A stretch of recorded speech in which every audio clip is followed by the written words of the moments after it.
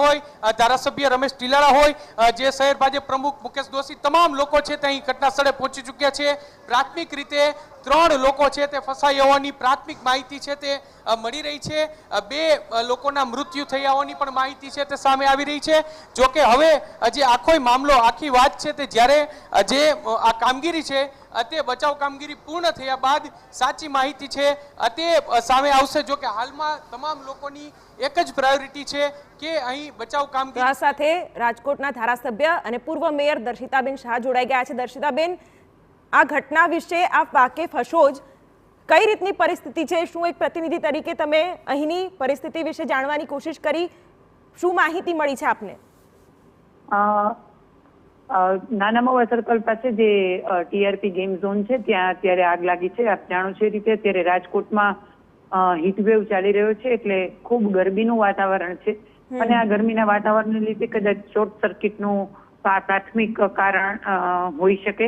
અત્યારે રાજકોટ મહાનગરપાલિકાની ફાયર બ્રિગેડની 8 જેટલી રેસ્ક્યુની ટીમ ત્યાં પહોંચી ગઈ છે સ્થળ ઉપર, પરંતુ આગ લાગવાને લીધે આખું ગેમ ઝોનનો જે એરિયા છે એમાં અત્યારે રેસ્ક્યુની કામગીરી ચાલી રહી છે। આગને ઠારવાની કામગીરી ચાલી રહી છે અને સદનસીબે અત્યારે કોઈ જાનહાનિ થઈ નથી। આપની જાણ ખાતર કહી દઉં કે જાનહાનિ થઈ છે અને ક્યાંક અત્યારે ફાયર ફાઇટર્સને આગ બુઝાવવામાં પણ પડકાર નડી રહ્યો છે।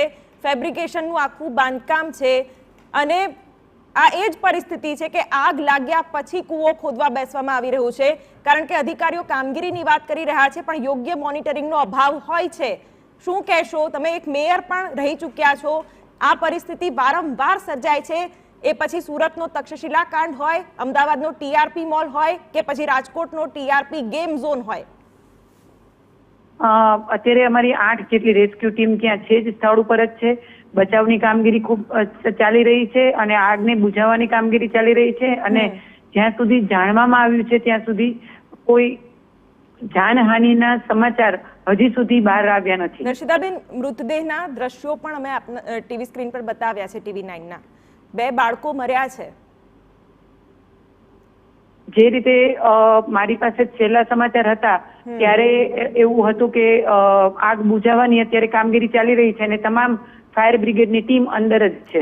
દર્શિતાબેન, આશા રાખીએ કે તમે ધારાસભ્ય તરીકે ત્યાં પહોંચો, અધિકારીઓ પાસે યોગ્ય કામ લો અને એટલીસ્ટ જે મૃતકોની માહિતી અમને મળી રહી છે એનું પણ ક્યાંક કન્ફર્મેશન થાય એવી પણ અમે આશા રાખીએ। જોડાવા બદલ આપનો આભાર। તો હાલ તો